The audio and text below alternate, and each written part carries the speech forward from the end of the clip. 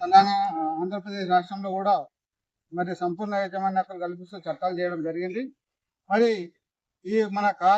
మన తెలంగాణ రాష్ట్రంకే మరి మరి పూర్తి యాజమాన్య హక్కులు కల్పించాలని గత 4 సంవత్సరాల నుంచి కూడా మరి ప్రభుత్వాలకు, మరి ఎమ్మెల్యేలకు, ఎమ్మెల్సీలకు, మినిస్టర్లకు, కలెక్టర్లకు, ఆర్డీఓకు వినతి పత్రం ఇవ్వడం జరుగుతుంది.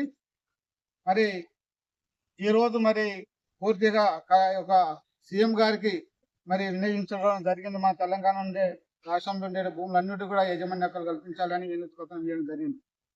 అయితే ఇంకొక విషయము, ల్యాండ్ పూలింగ్ పేరుతో మరి పేదవారికి ఉన్నటి అసైన్మెంట్ భూములను మరి 1 ఎకరము, అరెకరం ఉన్న భూములను కూడా తీసుకొని మరి ఇండస్ట్రీ పార్కులకు, మరి వేరే వేరే గవర్నమెంట్ వేరే వేరే స్కీమ్లకు వాడుకోవడం జరుగుతుంది. మరి ఇందిరమ్మ టైంలో మరి భూస్వాములకు ఉండేటి వందలాది ఎకరాలు మరి పేదవారికి ఎకరం 2 ఎకరాల భూములు పంచడం జరిగింది. ఈరోజు అదే ఎకర భూమి గుంజి మరి ఇండస్ట్రీ పేరుకు మరి పెద్దవారికి అప్పచెప్పడం జరుగుతుంది. కాబట్టి ఎట్టి పరిస్థితుల్లో కూడా పేదవారి భూములు వాళ్ళకి ఉండాలి. ఆ భూముల మీద సంపూర్ణ యాజమాన్య హక్కులు కల్పించాలని మరి గౌరవ సీఎం గారికి మరి విజ్ఞాపన చేయడం జరుగుతుంది. Thank you.